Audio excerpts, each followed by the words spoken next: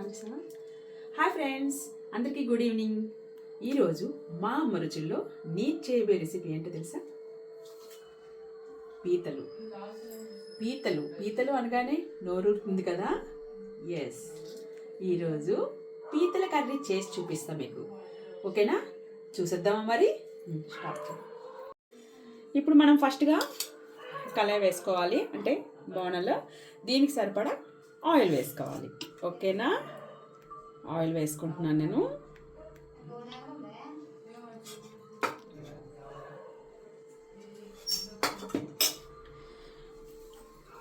Already మనం దీనికోసం అని చెప్పేసి గరం మసాలా, ఆనియన్స్, అల్లం వెల్లుల్లి పేస్ట్ అన్నీ కలిసి మిక్సీ చేసి పెట్టుకున్నాము. అది ఆ మిక్సీ అనేది రెడీగా పెట్టుకున్నాము. అండ్ పచ్చిమిర్చి కట్ చేసి పెట్టుకున్నాము.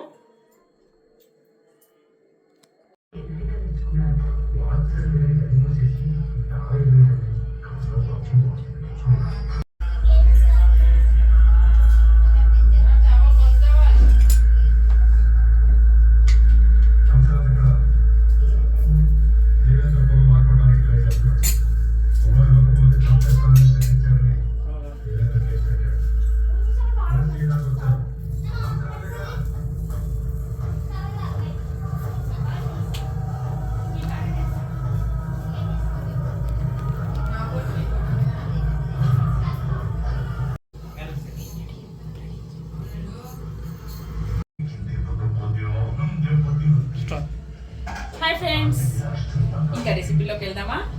ఇప్పుడు పీతల కర్రీ ఎలా చేయాలో చూపిస్తాను. కమాన్. కరివేపాకు వేసాక ఆల్ ఇట్లా బాగా కలుపుకోవాలి. ఓకే, కలిపి ఆనియన్ పేస్ట్ రెడీ చేసి ఉంచుకున్నాం కదా, ఆనియన్ గరం మసాలా పేస్ట్. ఈ పేస్ట్ని వేసుకోవాలి.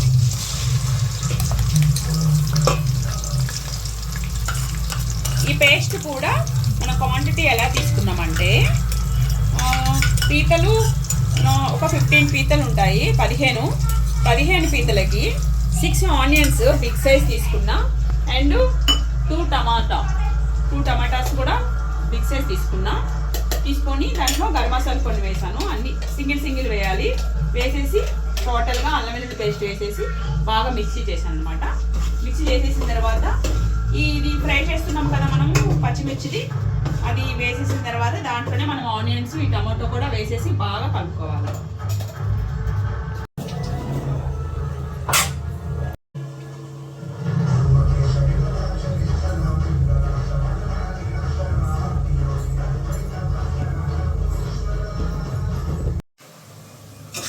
ఎలా ఉందో చూద్దామా? చూడండి, పేస్ట్ ఫ్రై అయింది లేదో చూద్దామా? చూడండి, బ్రౌనిష్ కలర్ వచ్చింది. చూసారా ఎట్లా అయ్యిందో? ఇప్పుడు మనము ఇందులో పసుపు, సరిపడా పసుపు వేయాలి. ఇది ఆంధ్ర పసుపు అండి, కొంచెం వేస్తే సరిపోతుంది, చాలా ఎల్లో కలర్ వచ్చేస్తుంది. ఇంకా ఇది పట్టించిన పసుపు కాబట్టి కొంచెం తక్కువ వేసుకున్నాను నేను. అండ్ కారం అయితే కొంచెం ఎక్కువ ఉంటేనే బాగుంటుంది, ఎందుకంటే నాన్ వెజ్ కదా కాబట్టి కారం ఎక్కువ వేయాలి, లేకపోతే అది టేస్ట్ రాదు.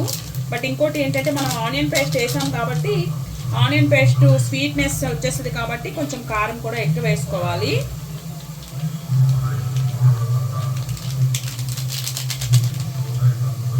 అండ్ ధనియాల పొడి అనమాట. ఇది సరిపడా ధనియాలు కూడా వేసాను.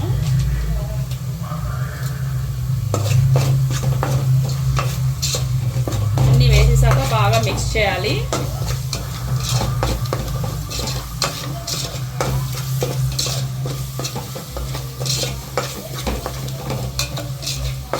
బాగా మిక్స్ చేసాము.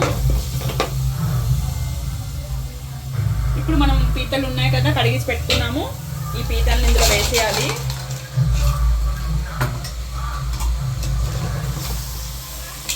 ఇది పేస్ట్ అంతా పీతలకు పట్టేటట్టు బాగా కలుపుకోవాలి.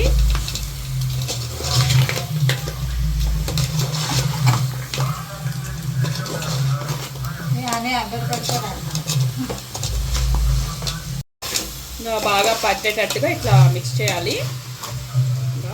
చూసారా అన్ని పీతలకి బాగా పట్టింది కదా. ఇంకా అప్పుడే స్మెల్ వచ్చేస్తుంది.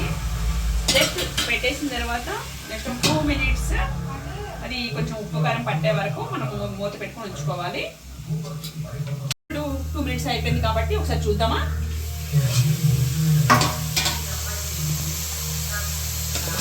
చూసారా బాగా పట్టాయి.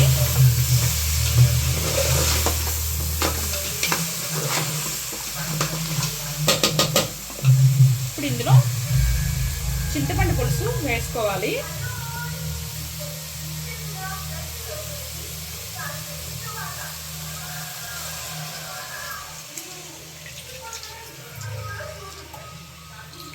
ఎందుకు వేసుకోలేదు తెలుసా?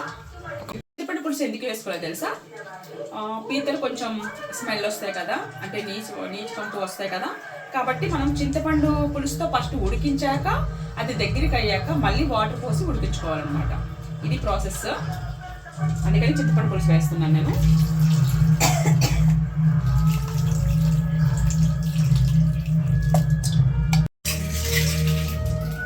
హాయ్ ఫ్రెండ్స్, ఇప్పుడు మనం ఎలా ఉందో చూద్దామా. అంటే చింతపండు పులుసు వేసాం కదా, వేసి ఆల్రెడీ 10 minutes అయింది కాబట్టి ఇప్పుడు ఎలా ఉందో చూద్దాం. రైట్, దగ్గరికి అయింది కదా, చూడండి దగ్గరికి అయిపోయింది. అంటే కంప్లీట్ దగ్గరికి అయ్యేంత వరకు ఉండకూడదు. ఇప్పుడు మనము ఇందులో వాటర్ పోసుకోవాలన్నమాట. కొంచెం